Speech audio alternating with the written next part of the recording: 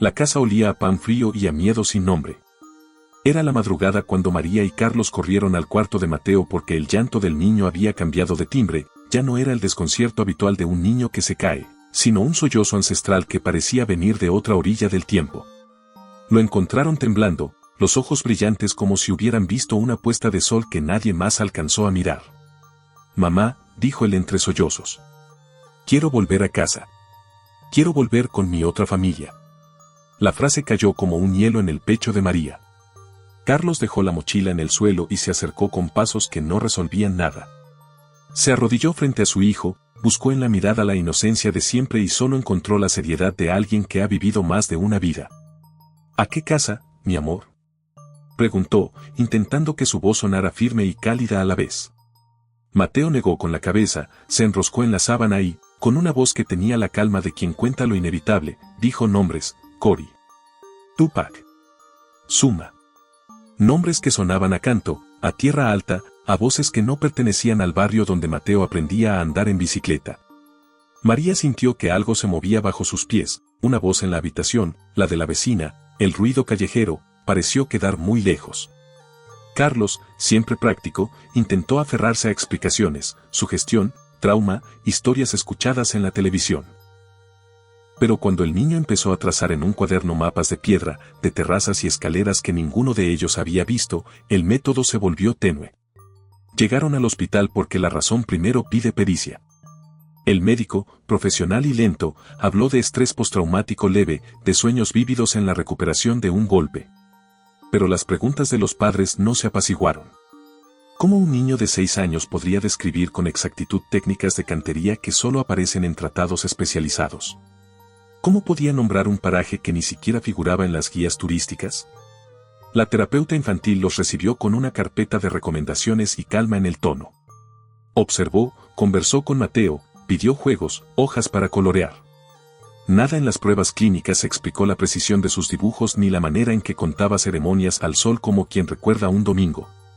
Psicología y cariño no bastaban para sostener lo que avanzaba en la voz del niño, detalles de Machu Picchu que rozaban la arquitectura misma del sitio. La vida de la familia empezó a girar alrededor de ese cuaderno. En la tarde, cuando la luz se filtraba entre las persianas, Mateo se quedaba inmóvil durante largos minutos, como viendo hacia un patio que no existía. Dibujaba una muralla, luego otra. Señalaba con el dedo y decía: aquí puse esto para Cory, aquí escondí la cosa para que la encontrara quien volviera. La frase tenía la sencillez de una promesa y la gravedad de una lápida. Carlos tomó la decisión que pesa cuando el corazón y la lógica se pelean: si el niño insistía en esa otra casa, irían a buscarla. No por fe, sino por necesidad, la duda también es un animal que roe en lo cotidiano. Vendieron lo que podían, reservaron boletos con prisas y promesas, y prepararon la camioneta con una mezcla de temor y esperanza. María envolvió en una bolsa el cuaderno y una foto de Mateo en pijama, como si llevara 2 mundos en la mano. El viaje a Aguascalientes fue un tránsito entre el asfalto y un silencio que crecía.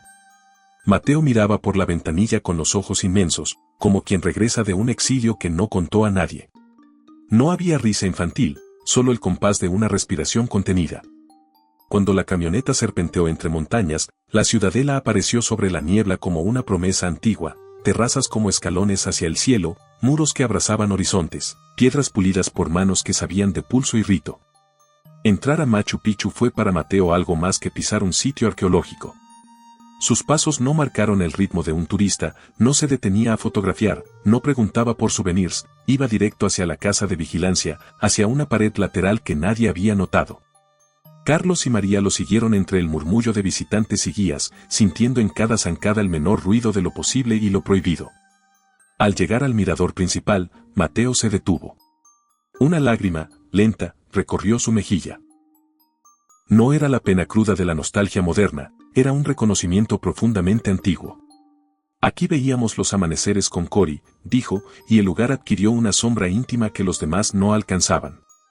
Entonces se soltó. Corrió por senderos angostos, bajó escaleras con la certeza de quien conoce los peldaños, y se plantó frente a una sección de muro que parecía normal. Puso la palma, buscó una piedra concreta y presionó. Un clic seco rasgó el aire, una laja cedió, deslizó, dejó ver un hueco oscuro. Carlos quedó mudo. María soltó un grito que se fue en un hilo. Un guardia, pálido, alzó la radio: se solicita arqueólogo urgente. Niño ha activado una cavidad restringida. La palabra arqueólogo llegó con un peso que transformó la respuesta en movimiento. Cuando Mateo sacó de la rendija un pequeño paquete envuelto en tela, la tela parecía hablar de otro tiempo. Al abrirlo, el oro viejo y la turquesa brillaron con una luz que no era la del sol. Allí, grabados en quechua antiguo, estaban los nombres que el niño había pronunciado: Cori, Amaro. El sonido de las cámaras y la llegada de especialistas no borraron el asombro. Entre voces medidas y procedimientos, Elena Vargas, una arqueóloga con manos que habían tocado cientos de piedras, con una incredulidad aún intacta, miró el colgante y, con la bata temblándole, dijo: esto es auténtico. Y la historia, que hasta entonces había sido una noche de lágrimas y dibujos, se convirtió en una investigación que tensaría la realidad hasta sus costuras. Esa noche, en una habitación de hospedaje donde las paredes olían a hojas y a lluvia, María dobló el cuaderno de Mateo y lo dejó en la almohada como si pudiera custodiar un puente entre mundos. Carlos miró al niño que dormía, aún con los dedos manchados de tierra del día, y pensó en la decisión que habían tomado: habían venido a buscar fantasmas y, sin darse cuenta, habían despertado una historia que exigiría a la ciencia, la fe y el corazón respuestas que ningún manual tenía. La verdadera pregunta quedó en el aire, punzante y sin eco: si lo que Mateo decía era verdad, ¿qué estarían dispuestos a perder para encontrar la última pieza? La llegada de los arqueólogos cambió el ritmo del lugar. Donde horas antes había sorpresa doméstica, ahora había logística, vallas que delimitaban áreas, carpas blancas que ondeaban al viento, técnicos que desplegaban maletines con instrumentos que destilaban precisión. Helicópteros habían dejado a 3 especialistas del Ministerio de Cultura, entre ellos, la doctora Elena Vargas, cuyo nombre despertó al mismo tiempo respeto y una expectación casi religiosa entre los presentes. Elena no era de las que creía en milagros, pero sí en evidencias. Miró el colgante con lupa, tocó la turquesa con la punta de un guante y ordenó análisis inmediatos. Sus ojos se cruzaron con los de Mateo y, por un instante, la profesionalidad y la conmoción hicieron un nudo. ¿Cómo supiste dónde estaba esto?, preguntó, más para comprender el instrumento humano que para cuestionar un niño. Mateo respondió con la calma de quien resume una larga jornada: lo escondí para cuando volviera. Los resultados del laboratorio no necesitaron médicos para confirmarlos: oro trabajado con técnicas incaicas, composición de turquesas de minas exclusivas para la nobleza, trazos de mano que solo maestros orfebres de hace 5 siglos podían firmar. Las pruebas hablaron con la elocuencia de la ciencia y arrojaron sobre la familia una luz que no era famosa sino irremediablemente pública. El gobierno tomó nota, se activaron protocolos de protección del yacimiento y la prensa, siempre hambrienta de misterio, olfateó una historia monumental. Pero antes de titulares y conferencias, la tarea concreta fue localizar aquello que Mateo describía: terrazas ocultas, pasadizos sellados, una cámara bajo el templo del sol. Los aparatos de radar de penetración terrestre murieron en silencio sobre la roca mientras los técnicos desplegaban lecturas que, poco a poco, comenzaron a coincidir con los trazos del cuaderno del niño. Donde las líneas del papel señalaban vacíos, las ondas rebotaban en huecos; donde Mateo había dibujado una plataforma, aparecían densidades distintas. La arqueología, acostumbrada a conjeturas, se encontró con una guía que no sabía qué era. Intuición, memoria o algo que la ciencia todavía no categorizaba. La primera excavación se autorizó como un acto de prudencia científica: cartografiar, documentar, preservar. Se removieron capas con manos que respetaban el tiempo, se tamizaron sedimentos como quien descifra un texto. Y cuando la pala dejó ver una losa que parecía cuidadosamente colocada, Elena sintió un pulso que no se escondía en la bata: la posibilidad de una cámara intacta. Dentro había objetos colocados con un ceremonialismo que heló la sangre de todos. Quipus enrollados, vasijas de cerámica, herramientas y una losa con inscripciones en quechua antiguo. Elena bajó a la cámara con la linterna y comenzó a leer. La voz en la radio transmitió palabra por palabra: Amaru, arquitecto, dejo esto para cuando mi espíritu vuelva. El aire del exterior se volvió denso, los presentes escuchaban como si la piedra pronunciara un testamento. Mientras el equipo documentaba la cámara, Mateo miraba en silencio. Sus manos se cerraban y abrían, como quien sostiene un hilo que une 2 orillas. Entonces señaló hacia una colina cubierta y dijo, con la precisión de quien cuenta una ruta que camina desde siempre, a 120 pasos, al este, bajo un queño viejo. Allí están Cory, Tupac y Suma. La frase rodó por el campamento y rebotó contra el escepticismo del Dr. Ramírez, un arqueólogo curtido que había aprendido a no creer en lo que no tenía pruebas.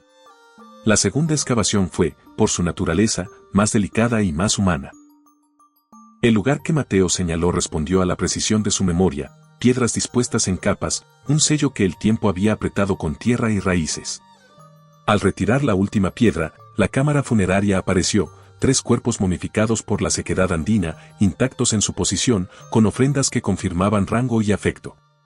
Un collar de plata en forma de luna descansaba sobre el pecho de la mujer central, exactamente como Mateo lo había descrito. El silencio que siguió fue una religión. María se acercó con pasos que no sabían si eran de madre o de peregrina, y cuando permitió que el niño bajara a la cavidad, todo el expediente científico pareció inclinarse ante un ritual de despedida. Mateo no tocó los cuerpos, no hubo profanación, solo un gesto infinitesimal. Sus manos flotaron sobre la figura de Cory y murmuró palabras en quechua antiguo que nadie entendía del todo pero que llenaron el aire de una suavidad que curaba. El viento se levantó en la copa del queñua y las hojas parecieron inclinarse como en señal de respeto. La crónica del hallazgo se volvió inmediata, la pericia técnica confirmó lo inexplicable. Los cuerpos fueron tratados con la reverencia de la ciencia y la ternura de la memoria, las pruebas de datación, los análisis de ADN y los estudios estratigráficos corroboraron la antigüedad y la autenticidad. En cuestión de días, las instituciones internacionales solicitaron acceso a los hallazgos. Elena habló en ruedas de prensa atentas. Esto obliga a repensar muchas cosas sobre la historia y la memoria. Pero sus ojos se buscaban con los de la familia, como quien exige permiso para nombrar lo que fue primero íntimo.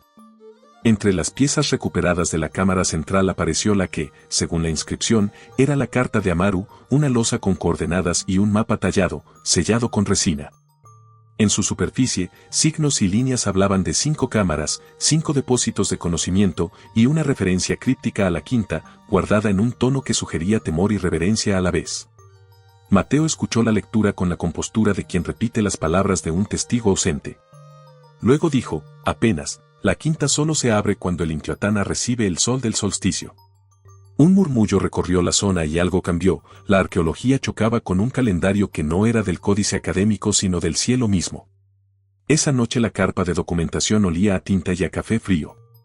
Las notas se acumularon, las fotografías se enviaron a laboratorios foráneos y la historia empezó a crecer más allá del valle. Pero en la casa de hospedaje, cuando las luces se apagaron, María sostuvo a Mateo y le preguntó con voz quebrada, ¿irás a esa quinta cámara si llega el solsticio? El niño, cansado y sereno, apoyó la frente en la mano de su madre y respondió, tengo que ir. Hay cosas que dejaron pendientes. No puedo ser solo Mateo hasta que Amaru esté en paz. En el silencio, la decisión pendió como una cuerda que habría de tensarse en las semanas que venían, protocolos, permisos y la inevitable atención del mundo. Lo que empezaba como un misterio doméstico se había convertido en una decisión que involucraba a la ciencia, al Estado y a la historia de un pueblo. Y en el centro de todo, un niño que llevaba memorias que nadie sabía cómo medir. La noticia, que debía haberse mantenido en carpas y laboratorios, ya respiraba fuera de los límites del valle. Correo oficial, llamadas de embajadas, solicitudes de cobertura, la historia se volvía un animal grande que no cabía en un corral. El gobierno peruano tomó el control operativo, pero con manos temblorosas, declarar demasiado podía arruinar el tejido social, callar demasiado, podía convertir la arqueología en moneda política. Entre llamadas telefónicas y reuniones en la capital, se acordó un perímetro estricto, acceso limitado y una comisión mixta para supervisar cada paso. Al llegar delegaciones académicas y periodistas internacionales, algo esencial ocurrió, los ancianos del lugar, los que guardaban historias que no escriben los libros, se acercaron con la sobriedad de quien reconoce un suceso que respira más allá de la ciencia. Tío Martín, un curandero respetado de comunidades cercanas, caminó entre las carpas con un bastón tallado, y su voz, ronca, cálida, trazó un puente entre lo que ocurría sobre la piedra y lo que guardaba la memoria viva de la gente. Machu Picchu no es solo muros, dijo. Aquí hay lugares que escuchan. Hay que tratar con respeto lo que despierta. La presencia de los sabios locales transformó la logística en algo más que eficiencia, se incorporaron ritos de permiso, ofrendas simbólicas y el reconocimiento de que el sitio no pertenecía únicamente a columnas universitarias ni a titulares de prensa. Elena, que siempre había valorado la rigurosidad, aceptó con la reserva de quien descubre que su disciplina necesita otras manos. Invitó a los ancianos a la cámara descubierta, los dejó pronunciar palabras que nadie transcribió por respeto, y notó cómo, al hacerlo, la atmósfera parecía suavizarse, como si el lugar respirara menos a la defensiva. Aún así, los interrogantes científicos no se disolvieron. El doctor Ramírez, antes impermeable al asombro, pasó noches revisando radiografías y estratigrafías. Sus manos, acostumbradas a medir fechas con carbono y paciencia, comenzaron a titubear cuando las piezas encajaban con una precisión demasiado íntima con los trazos del cuaderno de Mateo. Si esto es una concatenación de coincidencias, murmuró una madrugada a Elena, ¿es acaso la concatenación más noble que la arqueología ha visto? Ella no respondió con fe, sino con decisiones, más muestras, más guardas, menos filtraciones. En paralelo, una rama menos visible del Estado llegó con miradas distintas, seguridad. No era solo la conservación. Eran intereses estratégicos que veían en el conocimiento perdido una posibilidad de ventaja. Un representante se entrevistó con la comisión y, con la cortesía medida de quien está dispuesto a negociar la verdad por poder, sugirió límites a las publicaciones, cláusulas de custodia, incluso despliegues de recursos que no estaban orientados a la ciencia. La tensión se volvió política. ¿A quién pertenecía la historia que el niño había traído? ¿A la nación, a la humanidad, a quienes pudieran monetizar o militarizar sus secretos? La familia, por su parte, vivía la apertura del mundo como una intromisión sobre su intimidad. Los días se amontonaban con exigencias, declaraciones, exámenes, entrevistas. María se convirtió en escudo y en punto de referencia, gestionaba permisos, calmaba a su hijo, rechazaba micrófonos cuando el cansancio hacía que la exposición doliera. Carlos, a ratos orgulloso y a ratos desolado, vigilaba la estabilidad emocional del niño. Cada descubrimiento era una alegría científica y una herida emocional. Ver a Mateo reconocido era también verlo obligado a cargar la historia de otra vida. Mateo, en su calma inquieta, alternaba entre espontaneidad infantil y pasajes de recuerdo que lo arrastraban a otra lengua. A veces, por las noches, se escapaba a la oscuridad y corría hasta un borde de la ciudadela para mirar las montañas. Se sentaba y canturreaba en quechua sin que nadie le pidiera nada, la voz se perdía en los riscos como quien le devuelve algo al viento. Elena lo observaba desde la distancia y comprendía que aquel niño era a la vez objeto de estudio y sujeto de una experiencia que ninguna máquina podía medir. La cercanía del solsticio tensó los calendarios. Los científicos calcularon con doble y triple precisión, los sabios marcaron sus propios signos, la comisión legal redactó protocolos de actuación para el caso de que la quinta cámara fuera un umbral peligroso o sagrado. Una pregunta recurrente cruzó las carpas: ¿qué autoridad tenía un niño para ingresar a un espacio que la comunidad consultada consideraba sagrado? La respuesta no fue técnica, fue moral. ¿Quién decide si un niño puede atravesar un umbral que, si las leyendas eran ciertas, abría puertas entre mundos? El debate sobre consentimiento ocupó mesas y despachos. Algunos juristas plantearon que Mateo, por ser niño, no podía tomar una decisión informada. Otros argumentaron que su experiencia pasada le confería un estatus testimonial singular. Los representantes comunitarios pidieron que la decisión incluyera a las familias locales, a los ancianos y a rituales de permiso. Elena, con la bata ajustada y la mirada firme, propuso una ecuación práctica: asegurar la máxima protección arqueológica, documentar cada instante y garantizar que un adulto de confianza, preferiblemente uno elegido por la familia y los sabios, acompañara a Mateo hasta la entrada y se mantuviera en comunicación constante. El último permiso vino con condiciones que supieron a tregua. Había vigilancia médica, protocolos de extracción en caso de emergencia y un equipo reducido que bajaría tras el niño solo si él lo permitía. El gobierno selló un acuerdo de confidencialidad y el Ministerio de Cultura requirió que cualquier publicación científica esperara georreferenciación controlada y un trabajo de restitución cultural hacia las comunidades andinas. Nadie quedaba completamente satisfecho. La solución era una escala de grises que contenía respeto, control y, sobre todo, miedo. La noche previa al solsticio fue casi un rito en sí misma. Las vallas quedaron a distancia, las carpas se cerraron y una calma sacramental descendió sobre Machu Picchu. En la carpa de la familia, María preparó un pequeño atuendo que Mateo había pedido, una túnica sencilla, tejidos que rememoraban dibujos que el niño había reproducido con precisión en su cuaderno.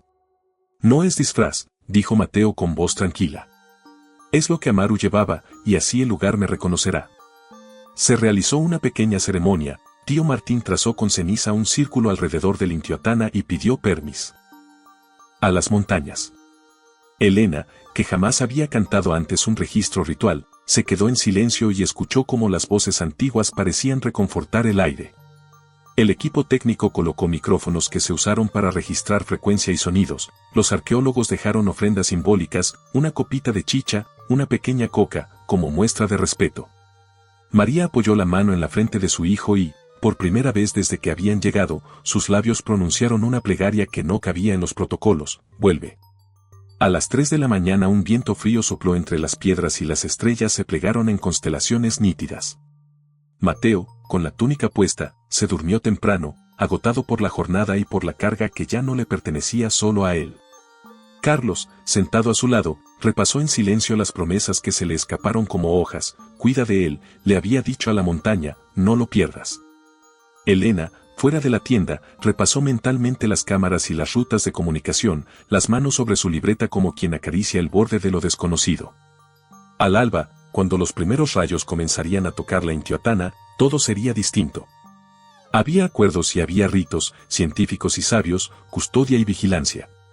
Pero en el corazón de la noche, lo que más pesaba no eran los protocolos sino la pregunta simple y terrible que María murmuró al oído de su hijo antes de cerrar la lona: prométeme que volverás. Mateo, con los ojos entreabiertos, respondió con la serenidad de quien ha amado 2 vidas: te lo prometo, mamá. Volveré. El sol del mediodía se apretó contra la piedra con la precisión de un reloj. Los rayos, como cuerdas de luz, descendieron sobre el Intihuatana y la piedra contestó: un brillo propio, dorado y pulsante, emergió desde su corazón y se expandió en la plaza como una respiración contenida que por fin se exhalaba. Los micrófonos registraron una frecuencia baja que palpitaba en el pecho de los presentes, las cámaras temblaron en manos de técnicos que no podían disimular el temblor de la emoción. Mateo se adelantó sin prisa. La túnica que llevaba se pegaba a su piel como si el tejido guardara memoria de manos que lo habían tejido 5 siglos atrás. Cerró los ojos, apoyó la palma en la piedra y comenzó a entonar en quechua una melodía que era, simultáneamente, oración y contraseña. No era una canción popular, era un patrón de tonos que parecía responder a la vibración de la roca. Las voces ancestrales y el canto de un niño se plegaron en una sola trama y la piedra respondió como si reconociera una antigua deuda. La sección del muro se movió con lentitud imperial, revelando una abertura donde antes solo había un plano liso. Detrás, una escalera descendente se hundía en la sombra y desde la penumbra emergía una luz tenue, no del todo solar ni artificial, como si el interior portara su propia aurora.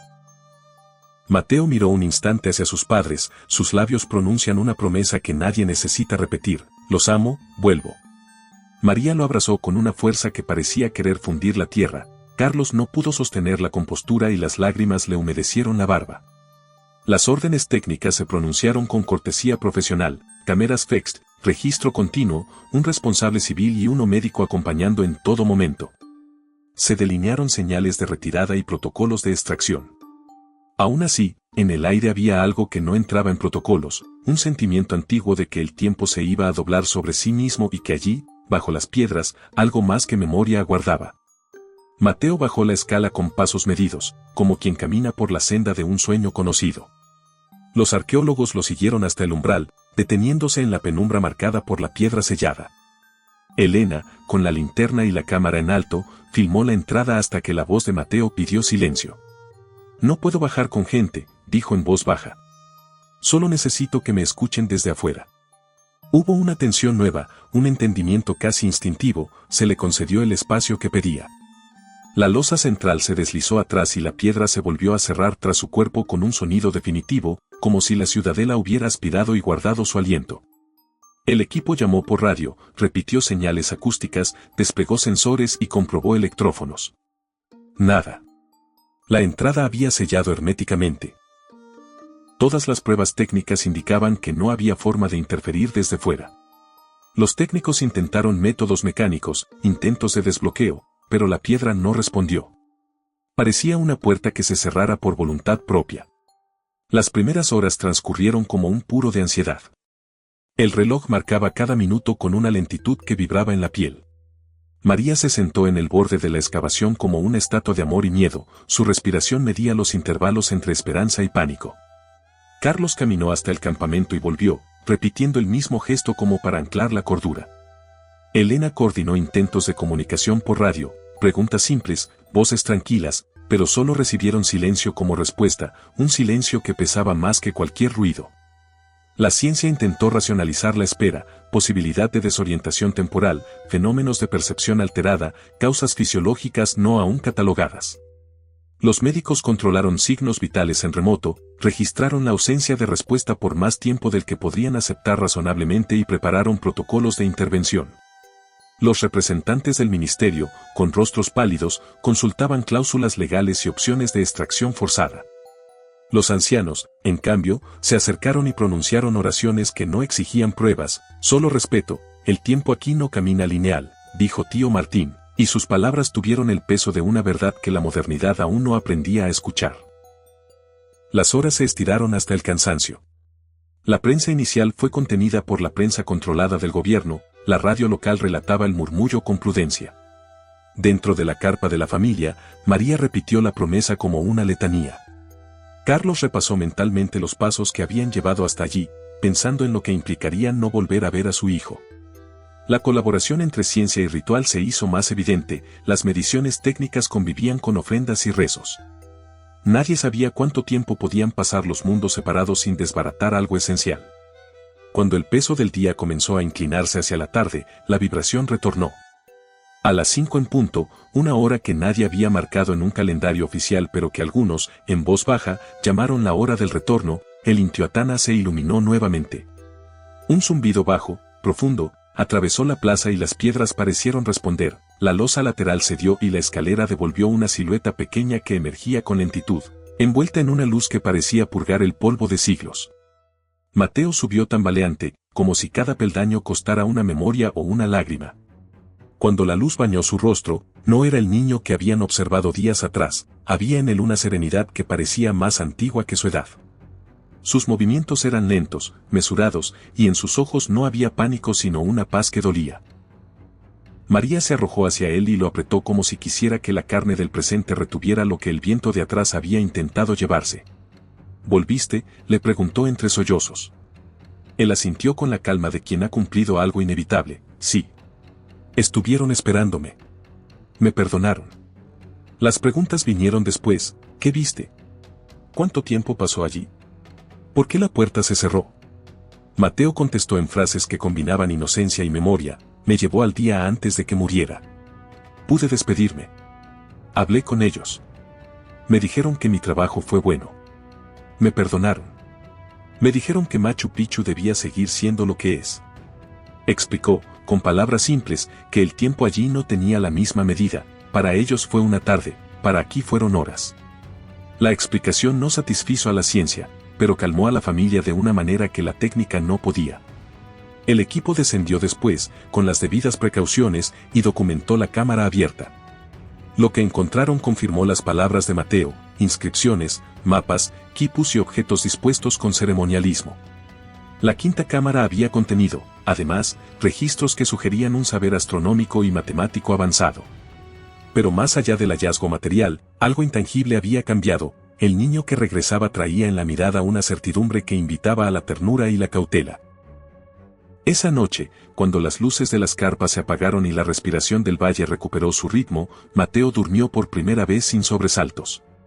Su rostro reflejaba una plenitud nueva. María, sentada a su lado, acarició la mano del niño y murmuró una oración de agradecimiento que no tenía religión, solo un desbordamiento de alivio. Carlos, con el cuerpo exhausto, miró las estrellas y, por primera vez desde que habían partido, se permitió pensar que la promesa se había cumplido, su hijo había vuelto, sano en lo visible, y algo dentro de él había encontrado reposo. Pero la ciencia no cerró su libreta ni la memoria dejó de preguntar. La existencia de una quinta cámara capaz de abrir un umbral planteaba preguntas que cambiarían la arqueología y la historia. ¿Qué otros secretos yacen bajo las piedras? ¿Qué riesgos conlleva abrir portales que tocan otros tiempos o mundos? El viento, esa noche, trajo consigo un murmullo que parecía repetir una enseñanza antigua. Hay puertas que se abren para cerrarse y promesas que, una vez cumplidas, exigen ser guardadas con cuidado. Las semanas que siguieron al retorno de Mateo estuvieron llenas de luz y de sombras en partes iguales. En los salones de congresos y en los pasillos de las revistas científicas se discutieron los primeros artículos y las implicaciones técnicas, dataciones, tipologías, análisis isotópicos que reescribían capítulos de la historiografía andina. Las universidades celebraron simposios. Elena viajó a conferencias internacionales con fotografías y mediciones que dejaban perpleja a la comunidad académica. La arqueología ganó un hallazgo que prometía abrir nuevas líneas de investigación. Pero con la gloria llegó la presión. Pronto surgieron voces que no buscaban conocimiento sino propiedad. Fundaciones privadas ofrecieron financiamiento a cambio de acceso privilegiado, conglomerados turísticos sugirieron planes para experiencias inmersivas en zonas restringidas. Representantes de servicios de inteligencia comenzaron a preguntar por posibles aplicaciones de los conocimientos recuperados. Cada propuesta acariciaba la posibilidad de progreso, pero también olía a apropiación. En la Plaza de Aguascalientes se discutía ya no solo la autoría del pasado, sino la titularidad del futuro. El gobierno peruano se vio obligado a tomar decisiones de alcance histórico. Se creó el Consejo de Custodia de Machu Picchu, un organismo híbrido que reunió a antropólogos, arqueólogos, autoridades comunitarias, representantes del Ministerio de Cultura y juristas internacionales. La primera resolución fue clara: los hallazgos no serían mercantilizados, la gestión tendría que priorizar la integridad cultural y la participación local. Se acordaron medidas concretas, acceso restringido a las cámaras, protocolos de estudio en sitio con restitución prioritaria a comunidades andinas y un fondo estatal que financiaría investigaciones sin strings attached. No era un cierre absoluto, pero marcaba un rumbo. Aún así, las tensiones no desaparecieron. Grupos en las redes sociales promovieron teorías místicas y sensacionalistas, algunos medios menos escrupulosos buscaron titulares que apretaran la fibra emocional del público. Hubo amenazas veladas, ofertas a la familia, intentos de soborno a técnicos, insinuaciones de compra de piezas por coleccionistas extranjeros. La decisión de proteger a Mateo con discreción se volvió indispensable. La familia aceptó vivir con custodia, con rutinas escolares normales intercaladas con visitas al psicólogo y a sus amigos. Mateo, que había recibido el perdón que anhelaba, pagó el precio del reconocimiento, privacidad recortada, miradas que lo seguían y cartas de extraños que pedían detalles íntimos. En el campo académico la pugna fue distinta pero no menos intensa. Un sector impulsaba la apertura total de los registros, la ciencia no debe temer, decían, argumentando que conocer el alcance del saber inca era un bien común. Otro, encabezado por representantes locales y por algunos sabios consultados en el lugar, reclamaba prudencia: no todo conocimiento se abre como un libro. Algunas llaves exigen custodios que entiendan el tejido humano alrededor. Elena quedó en el centro de esa tensión, científica y guardiana, encontró un camino intermedio. Publicaciones filtradas con criterios de anonimización, colaboración con comunidades para contextualizar los hallazgos y programas educativos que devolvían parte del saber a su entorno original. El descubrimiento además abrió heridas y debates sobre memoria y restitución.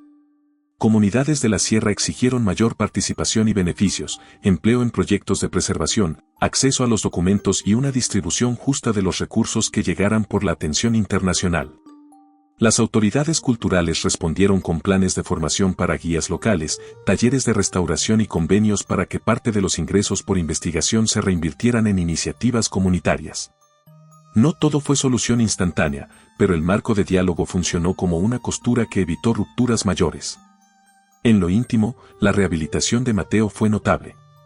Tras la experiencia, las pesadillas cesaron. La tristeza que lo acompañaba como eco de otra vida se fue transformando en historias que ahora podía contar sin romperse. Volvió al colegio, a los juegos, a las tardes de fútbol. Aprendió a dibujar en su cuaderno rostros presentes, y en la última página dejó una nota: gracias a Maru, ahora puedo ser Mateo. Pero el pasado seguía pendiendo en episodios. A veces, en la madrugada, despertaba murmurando palabras en quechua, otras, miraba la montaña con una calma que parecía guardar secretos. Los médicos hablaron de un proceso de integración profundo. La memoria no se borraba, se acomodaba. No faltaron quienes, desde la ambición, imaginaron sacar de la quinta cámara conocimientos aplicables a la tecnología moderna, cálculos astronómicos, principios de diseño hidráulico y arquitectura con soluciones sostenibles. La tentación de apropiarse de esa verdad para beneficios particulares generó debates éticos con alcance global. El Consejo de Custodia decidió que cualquier desarrollo derivado tendría que pasar por comités de evaluación ética y por acuerdos de beneficio compartido, con prioridad en proyectos que repararan desigualdades históricas. A la par, el hallazgo produjo un fenómeno cultural. Artistas, músicos y narradores se acercaron para dialogar con los ancianos y reconstruir relatos que no fueran extractivos. Obras de teatro, canciones y exposiciones plásticas surgieron para poner en valor no solo los objetos, sino las voces que los habían cuidado. Machu Picchu empezó a ponerse en el centro no como atracción sino como lugar vivo, con memoria comunitaria reconocida en cada nueva investigación. Y, en medio de ese movimiento, una decisión menor, pero decisiva para la familia, marcó el camino hacia el cierre. Mateo expresó claramente que ya no deseaba abrir la quinta cámara a cualquiera. Eso fue para nosotros, dijo una noche a la par de sus padres, para que Amaru descansara y para que la gente entienda. Sus palabras, sencillas y firmes, dejaron en claro que la custodia moral de lo descubierto habría de ser colectiva y austera. El escenario quedó tendido para la última acción, quedaban por decidir el destino público de los registros más sensibles, la protección definitiva del umbral y la ceremonia que cerraría el ciclo personal de Mateo con la memoria de Amaru. En los despachos se perfilaron acuerdos, en los hogares se tejieron esperanzas, y en la ciudadela, las piedras, intactas y pacientes, aguardaban el gesto final que cruzaría lo privado con lo colectivo. La última parte tendría que resolver no solo la trama arqueológica, sino la pregunta humana que había guiado toda la historia: ¿cómo honrar un pasado sin entregar el futuro a quien lo saquee? La decisión final no fue un acto de autoridad única, sino un tejido de manos y voluntades. Frente a la presión de quienes querían abrir el conocimiento como quien abre un mercado, el Consejo de Custodia presentó un plan que equilibraba reparación, ciencia y cuidado ancestral. Las cámaras serían estudiadas, sí, pero bajo parámetros inusuales, equipos mixtos integrados por arqueólogos, ancianos de la región, representantes del ministerio y observadores internacionales con mandato de transparencia ética. Ningún hallazgo sensible sería explotado. Todo desarrollo derivado debería demostrar beneficio directo y comprobable para las comunidades andinas. Los acuerdos se firmaron con ceremonia y con cláusulas tan estrictas que pusieron en pausa las apetencias más voraces. Para la familia Amán, la resolución tuvo el sabor de una tregua. Mateo volvió a la escuela, a los juegos en la plaza, a las tardes de fútbol que ahora miraba con más temple y menos desgarramiento. Aprendió a contar historias sobre la ciudadela sin sentir que cada palabra le arrancara algo. María y Carlos respiraron la calma heredada de la certeza: su hijo había cumplido lo que no podía saber que le tocaría. Pero también entendieron que el precio de esa paz era la vigilancia constante, el guardar celosamente las fronteras entre el asombro legítimo y la curiosidad destructiva. Elena, que había llegado con bata y lupa y se quedaría con la sensación de haber participado en algo que desbordaba su disciplina, impulsó una línea de trabajo que cambió su carrera: antropología colaborativa aplicada. No se trató solo de publicar en revistas prestigiosas, aunque las publicaciones llegaron, con datos que reescribieron capítulos. Se trató de devolver parte del saber en forma de proyectos educativos, talleres de restauro y espacios donde la comunidad pudiera contar su propia versión de la historia.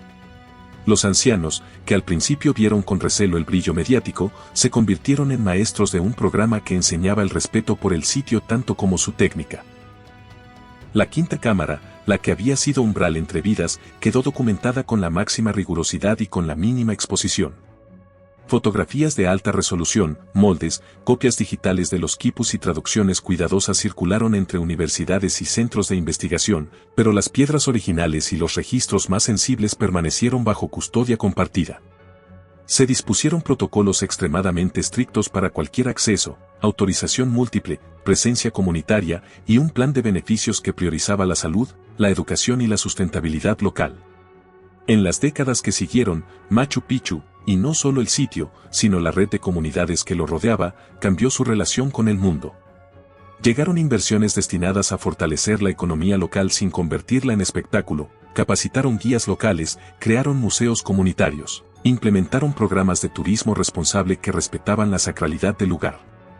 La ciudadela se convirtió en un nodo de aprendizaje global sobre cómo custodiar patrimonio y cómo balancear curiosidad científica con respeto cultural.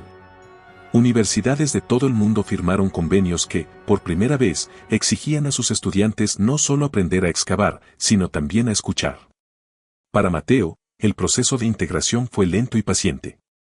La memoria de Amaru no se disolvió, se fue acomodando en su interior como una capa más de su identidad. Aprendió a hablar en público con una serenidad que no necesitaba épica. En entrevistas, evitó el espectáculo y prefirió hablar de responsabilidades, de por qué la historia debía cuidarse y de cómo un niño podía enseñar a los adultos a ser guardianes. Con el paso de los años, y sin buscarlo, se convirtió en un puente, mediador entre científicos y ancianos, símbolo de una genealogía que exigía respeto por la memoria colectiva. Hubo momentos en que el pasado reclamó su lugar de forma dramática y dulce a la vez. En una ceremonia íntima, organizada por las comunidades locales y con la participación del consejo, se devolvieron copias de los quipus a las manos de los sabios. Se cantaron canciones antiguas y se contaron historias que los libros no tenían. Mateo, de pie entre piedras, escuchó y habló, y por primera vez pudo relatar sus recuerdos sin que la pena le triturara la voz. Habló con humildad. Amaru me enseñó a ver la ciudad como abrazo. Me enseñó que las cosas se cuidan para que otros puedan vivir. Su testimonio se convirtió en parte del material didáctico que, años después, se impartiría en escuelas de la región. El cierre personal llegó en un acto que no fue noticia global sino ceremonia familiar. Una tarde tibia, muchos años después del hallazgo, Mateo condujo a sus padres hasta el borde de una terraza donde, cuando niño, había sentido la nostalgia de otro hogar. Traía en la mano una pieza simbólica. Una pequeña piedra lisa, labrada por ellos mismos, que representaba la barrera entre mundos. No fue arrojada ni escondida, fue colocada en un altar pequeño dentro de una casita de guardia que, desde entonces, sirvió como espacio de memoria y vigilancia comunitaria. Esto es para recordar, dijo Mateo, la voz serena. No es llave ni cerradura. Es promesa, que cuidaremos lo que se debe cuidar y que no sacaremos lo que no deba ser sacado. María lloró, pero sus lágrimas eran de paz. Carlos apoyó la mano en el hombro del hijo y, en esa caricia, quedó la certidumbre de que algo había cicatrizado. El pasado había recibido despedida, el futuro tenía custodios. El epílogo no necesitó grandes ganchos, llegó en la forma de un gesto cotidiano. Años después, en un día de escuela donde los maestros llevaban a los niños a conocer la ciudadela desde la distancia, Mateo acompañó a un grupo pequeño. Entre los niños había una niña que se quedó fascinada con los dibujos del sitio. Mateo se agachó, le tendió un cuaderno en blanco y una lápiz, y le dijo, con la sonrisa que ya no llevaba pena, dibuja lo que veas. Y cuida lo que dibujes. La niña dibujó una línea y una llave, y luego, con la seriedad de quien ya entiende algo fundamental, escribió debajo, para cuando tengamos que abrir con cuidado. La cámara se aleja por última vez, dejando Machu Picchu bajo la luz tibia del atardecer. Las piedras, que han visto vidas y olvidos, permanecen. Las voces humanas siguen tejiendo memoria. Y en ese cierre, la lección queda clara y sencilla. Algunos umbrales se abren para sanar, no para conquistar. Algunos secretos se guardan no por temor, sino por amor. Mateo, que aprendió a ser hijo 2 veces, camina a la par de su gente. No es guardián absoluto, sino custodio compartido. La historia termina con una imagen de manos entrelazadas alrededor de una piedra. La clave no está en quien la posee, sino en quien la protege.